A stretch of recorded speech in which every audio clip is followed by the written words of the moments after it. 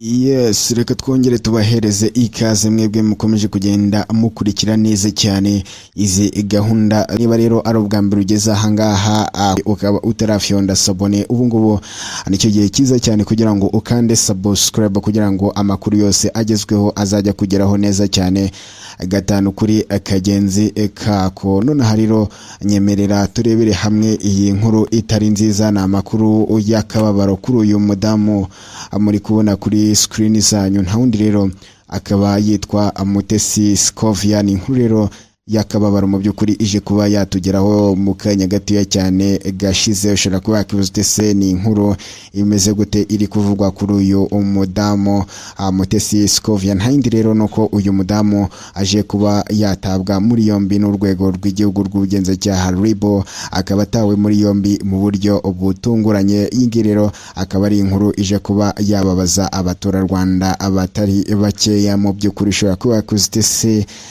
ni gute atawe muri yombi, ibigenze bite? Byose rero ndahangaha kugira ngo nkomeze kugenda mbikugezaho neza cyane gatanu kuri kagenzi kako, uko iyi nkuru uko yakabaye yose, kugira ngo rero ukomeze kugenda umenya iyi operasiyo yose yo kumuta muri yombi uko byaje kuba byagenda. Dore ko rero aje no kuba yazira amakosa atatu yaje kuba yakora ubwo yarari ku butaka bwa Repubulika Iharanira Demokarasi ya Kongo. Aya makosa rero yaje gukora akaba ariyo aje kuba yatuma ahita atabwa muri yombi n'urwego rw'igihugu rw'ubugenzacyaha RIB. Iyi rero akaba ari inkuru ije kubabaza abaturarwanda batari bake, ariko cyane cyane abakunzi be bababaye cyane mu buryo budasanzwe bakimara kumva iyi nkuru y'akababaro ije kuba yaba kuri uyu umudamu Scovia Mutesi, umunyamakuru w'igitangazamakuru cyitwa Mama w'urwa Gasabo TV. Ariko kandi uyu mugore akaba atawe muri yombi nyuma yaho yari amaze iminsi ahereza abanyarwanda benshi amakuru yo kuri tele uko urugamba rwari rwifashe hagati y'umutwe witwaje intwaro wa M23 ndetse n'igisirikare cya Repubulika Iharanira Demokarasi ya Kongo. Akaba rero yari amaze iminsi atanga amavideo yo ku rugamba, aho rero abantu benshi bagiye mu by'ukuri, aho abantu benshi bagiye bavuga bati Scovia uri umukozi, Scovia ntusanzwe, Scovia ntutinya amasasu. Mbega nyine uyu mugore baza kuba bamugira intware, aho rero yagiye agaragara amasasu ari kumuca ku gutwi, ariko ntatinye akanga agakora akazi ke neza mu by'ukuri. Akaba rero yari amaze iminsi itari mikeya hariya ku butaka bw'u Rwanda, ku mupaka uhana urubibi na Repubulika Iharanira Demokarasi ya Kongo mu karere ka Rubavu, ariko na nyuma akaba yaraje kwambuka imbibi ajya muri Repubulika Iharanira Demokarasi ya Kongo gutara amakuru. Dore ko rero yaje no kuba yatembereza aba followers yo cyangwa se abamukurikira ku rubuga rwa YouTube, baza kuba yabatembereza umujyi wa Goma, ukuntu waje kuba washegeshwa n'intambara mu by'ukuri. Uyu mugore rero akaba ari byo yaramazemo iminsi, ubwo rero yarari hariya kuri buriya butaka bwa Repubulika Iharanira Demokarasi ya Kongo, akaba yaraje kuhakorera amakosa, ari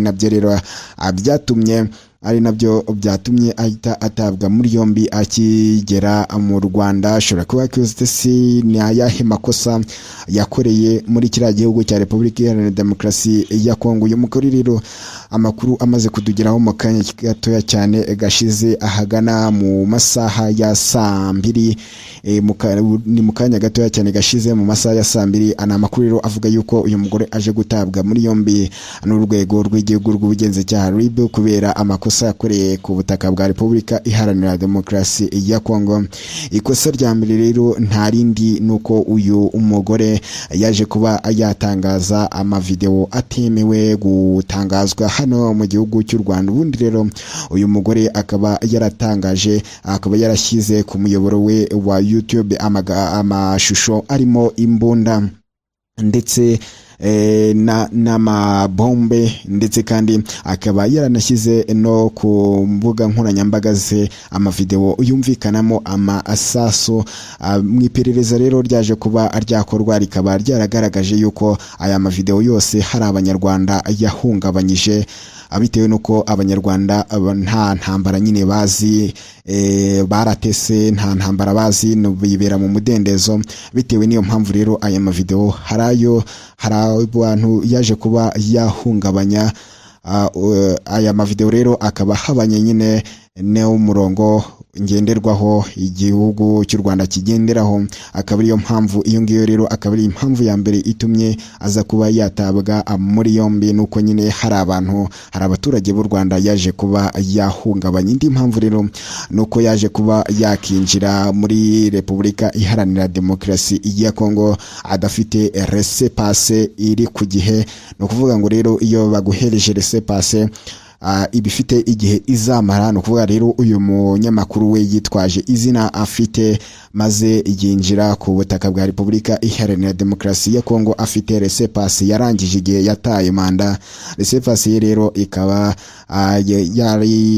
yararangiranye no mwaka wa 2024, ariko uyu nguyu we akaba yarinjiye afite iyo laissez-passer yarangiranye no mwaka wa 2024. Ni mu gihe rero mwiperereza nyine ryo rigaragaza yuko ari nkaho wakoresheje inyandiko mpimbano. Irindi kosa rero rije kuba rituma atabwa muri yombi ni ugutanga sheke itazigamiye, dore ko rero uyu munyamakuru ngira ngo murabizi yuko yatangiye televiziyo ye nshyashya. Iyi televiziyo ye nshyashya rero ikaba yaratangiranye n'uyu mwaka wa 2025. ubwo rero yarari kuyitangiza akaba hari sheke igeze gusinyira abakozi be kugira ngo abajye kureba amafaranga kuri banki, ariko bagezeyo basanga yibeshye. Iyo sheke yasinye kuri iyo konti nta mafaranga ariho. Nibwo rero babazaga abakozi ahantu bakuye iyo sheke, baza kubabwira yuko ari nyirabuja uyibahaye. Ubwo rero nabo niko guhita bajya guhita bohereza batayo y'abapolisi yo kugira ngo bamufate. Bagiye kumufata rero basanga ntawe uhari, basanga yagiye muri Repubulika Iharanira Demokarasi ya Kongo gutahura amakuru. Ubwo ngubwo bahitamo kuba bategereje kugira ngo azabanza aveyo. Kuri uyu munsi rero nibwo yaje kuba yataha avuye muri kiriya gihugu cy'abaturanyi cya Repubulika Iharanira Demokarasi ya Kongo. Akimara gutaha rero nibwo hahise hakusanywa ya madosiye yose, ubundi bahita bajya kumuta muri yombi. Akaba azize rero gutangaza amavideo ahahamura abantu, ndetse kandi akazira no kwambukira kuri laissez-passer yarangije manda, ndetse kandi akaba azize no gutanga sheke itazigamiye. Ibyo ngibyo rero akaba ari ibyo byaha bitatu bije kuba bituma ahita atabwa muri yombi. Iyi nkuru rero bake bayumvishije byaje kuba byabababaza kubera yuko ni inkuru itari yamenyekana. Usibye ahangaha kuri Team PK TV tubashije kuba atwayishyira ku karubanda bwa mbere mu minota ya mbere mu by'ukuri, ariko ni inkuru yababaje abaturarwanda abatari bakeya, bitewe n'ukuntu uyu mugore bamukunda. Afite abakunzi batari bakeya mu by'ukuri, bamwe rero barize, abandi rero barababara, ariko kandi ntiyabuzemo n'abandi bagenda bamwifuriza kuvayo amahoro. Twongere kubonana mu kanya no mu yandi makuru araba agezweho. Wamaze gukorana ibyo byose, subscribe, akazogera, like, ukibuka no gusiga utanze igitekerezo cyawe muri komantiri, ariko kandi ukibuka no gukanda share kugira ngo amakuru abagezweho nk'aya ngaya azajya abasha kuba yagera ku baturarwanda bose. Reka twongere kubonana mu kanya mu makuru arabagezweho. Ciao ciao.